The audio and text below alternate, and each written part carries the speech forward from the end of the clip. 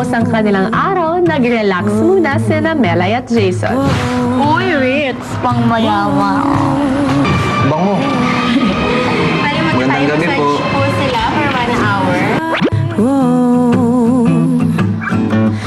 Look in his eyes tells me just how I ought to look at the world. So innocent, so easy to... Sobrang sarap talaga ng Thai massage. Nag-massage pa sa akin si Ate Vanji. Binigyan niya ako ng strength and courage kasi nga before noon meron akong stress and discouragement.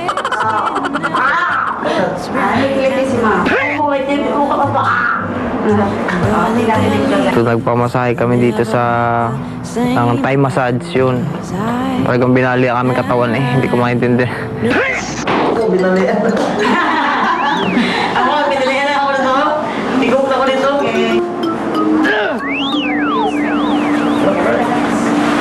Tawa kami ng tawa ni isa dalawa dahil mga katawan na binabali talaga ganyan. Pero sarap naman ang feeling. Pantagal, stress.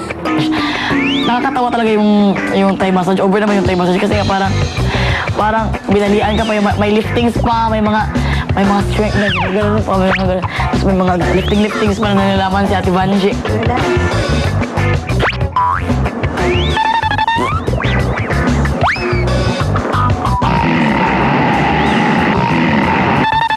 Ano pong kasalanan sa'yo?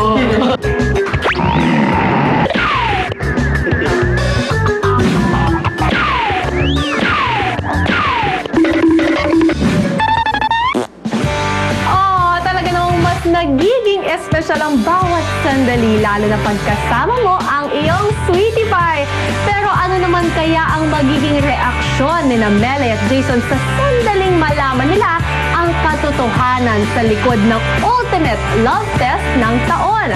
Ako po si Bianca Gonzalez at yan ang sabay-sabay nating aabangan bukas dito lang sa nag-iisang reality serye ng True Love, ang Relason in Love.